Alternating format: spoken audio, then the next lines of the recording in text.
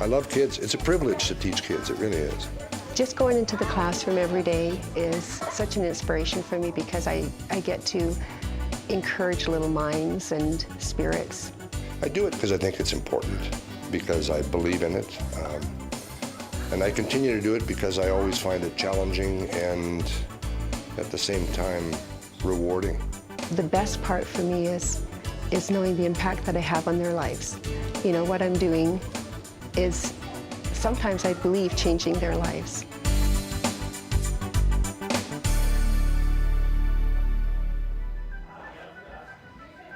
Foundations for the Future Charter Academy was started about 14 years ago. We have about 165 teachers working for us at the moment, and most of them are young and beginning teachers.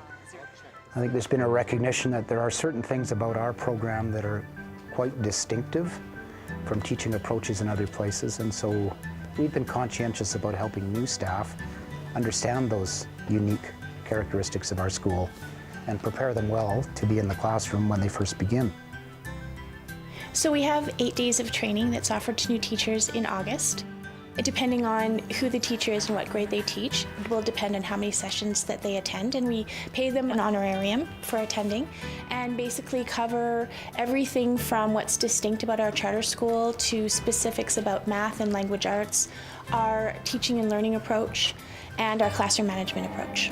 I came from a university program at the University of Lethbridge where student teachers are completely supported throughout all of their practicums.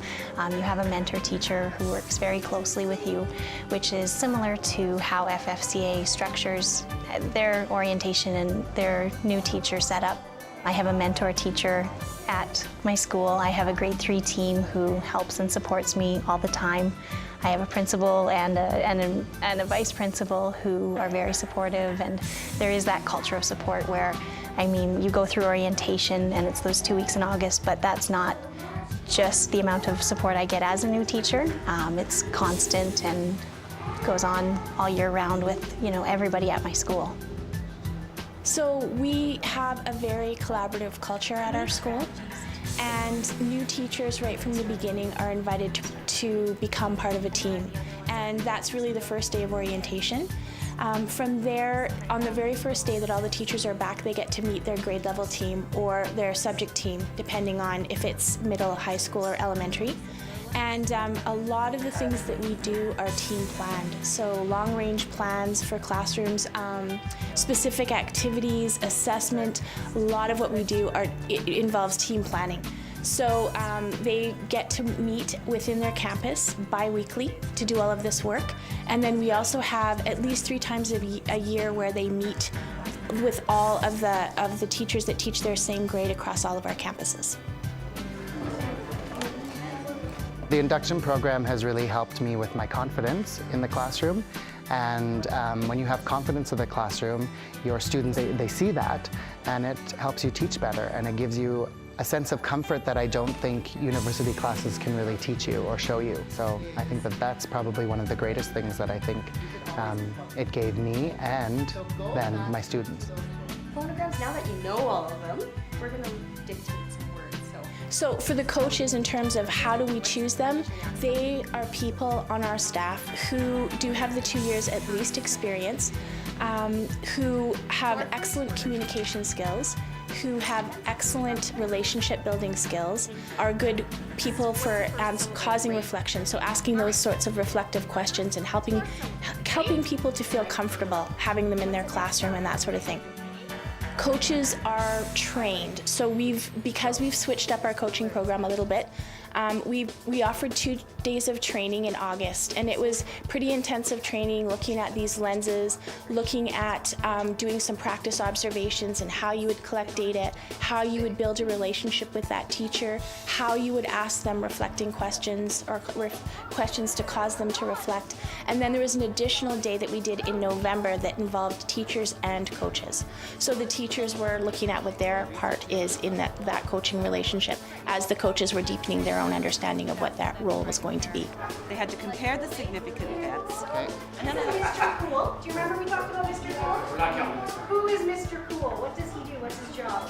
My role around the formal evaluation of teachers is it's really coaching them to success. So we set up some times to formally go in and see a class in full action and develop a dialogue between myself and the teacher, looking at how things translate within their classroom in those areas, and then develop those supports. Where are some areas that they want to grow upon, what suggestions we can do together, and then also show up informally as well, because as much as you do that formal evaluation, it's kind of nice to do that on a sporadic basis so you see what all the culture and the climate of that classroom looks like. Really, it's a role of how successful can we make these teachers by the end of that year, because we want them to continue on. We've invested time, energy, and money in them, and we want to see them successful. If I'm most proud of any one aspect of what it is that we do with beginning teachers, it is that after we've worked with them for a while, we ask them what they think. We ask them if there are some things we could do differently or better. And then partway through the year, we ask them again. And before that first year with us ends, we ask them yet again. And we have an individual in our organization that compiles that data and uses it as a basis for formulating what it is we're going to do next time in terms of helping those teachers get a great beginning. When people feel supported and valued, when they think that they can be leaders as well as followers, all kinds of great things happen.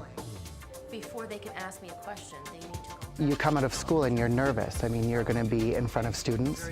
And I think that this organization has shown me how beautiful teaching can be by continued support and so many people around you all the time, and the ability to bounce ideas off so many different kinds of people, and to just always get such amazing feedback.